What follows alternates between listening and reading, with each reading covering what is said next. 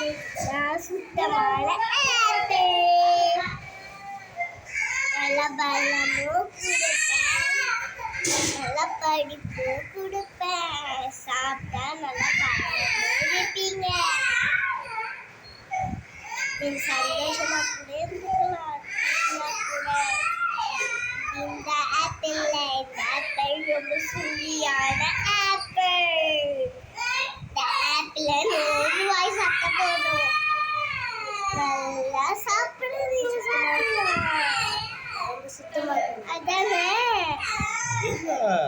நாங்க ரொம்ப சுத்தமான ஆப்பிள்.